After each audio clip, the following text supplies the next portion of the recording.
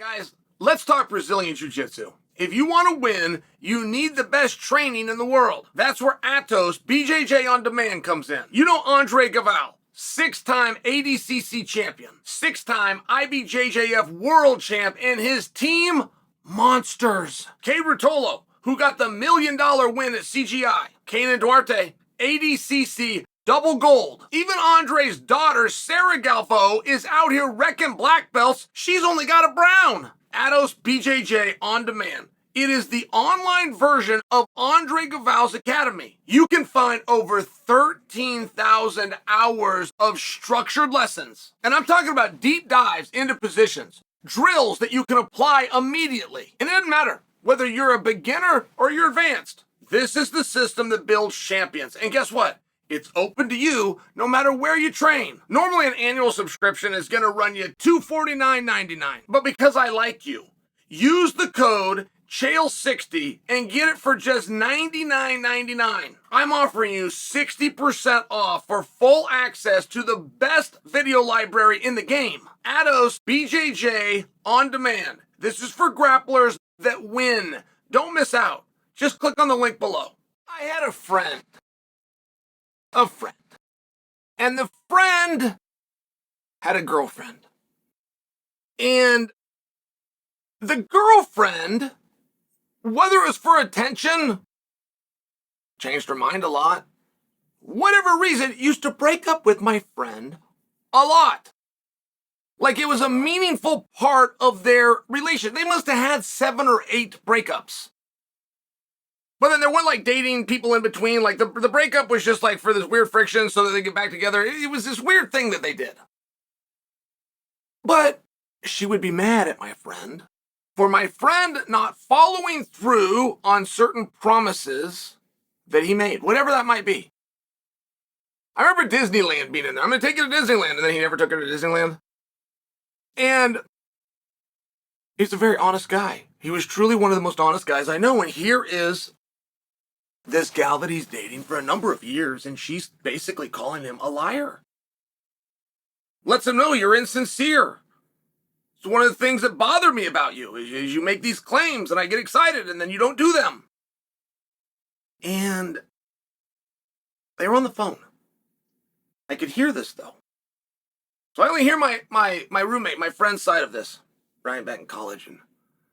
And he explains to her that whatever I've said to you and whatever I've promised, when you break up with me, when we break up, it wipes the slate clean.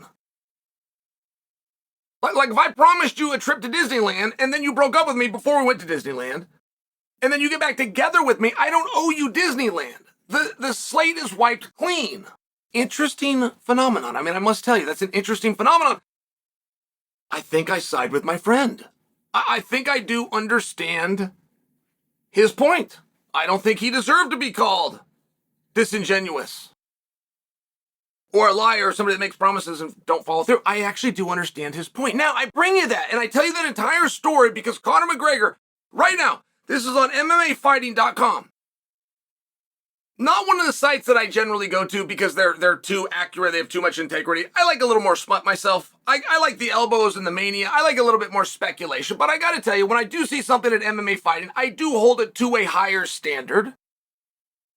And MMA Fighting puts out a post, and it's a screenshot of a tweet by Conor McGregor responding to some bootlicking jobber that's telling him how wonderful he is. Oh, what do you need this for? You got a bunch of money and a beautiful family. I mean, I must tell you, that's weird to me. It really is weird to be a fan of something and to love something. You're a fan of this sport and then tell somebody, hey man, you've outgrown it. You're better than this. You don't need to do this. I kind of look at it and scratch my head and go, wait a minute.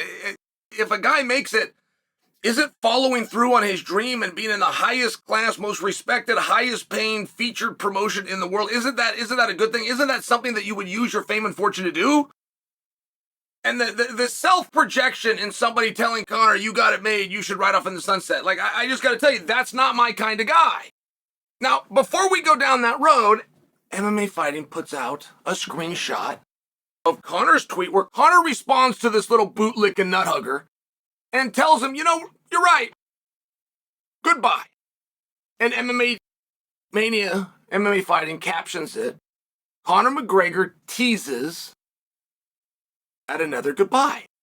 Okay, now, I'm not giving MMA Fighting a hard time because I don't know a better caption to do that. I mean, what do you want to do? Is Conor teasing goodbye or is he teasing a return?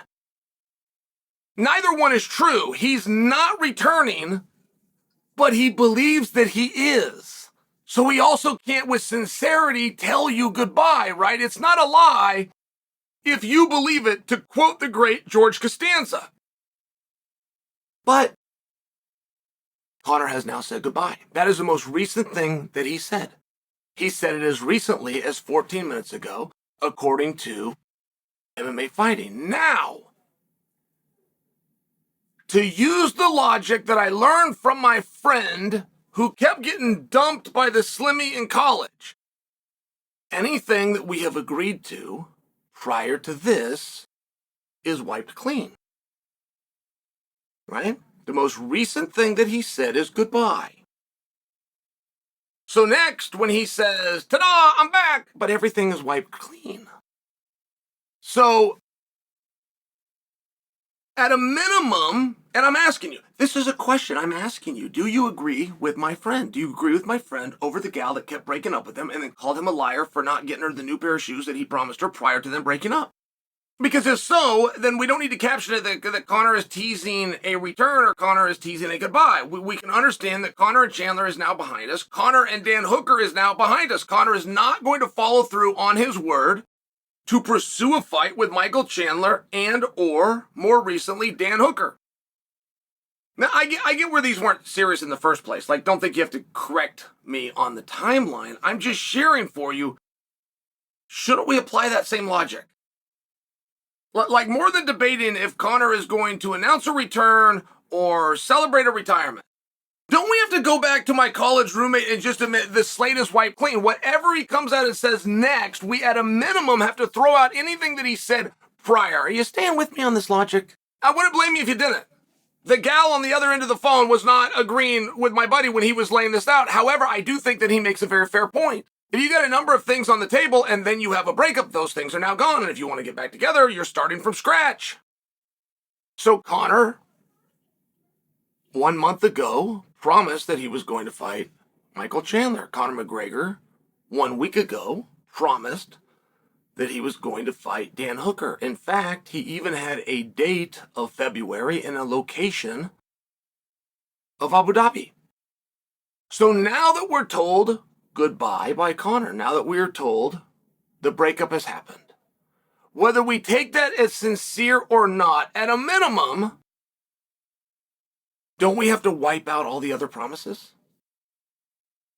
Like, if we run the goodbye back and the goodbye turns into a hello, we don't attempt to reactivate what we've already been betrayed on, do we?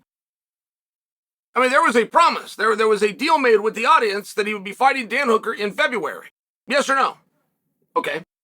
So that deal is now broken. That's what goodbye would mean.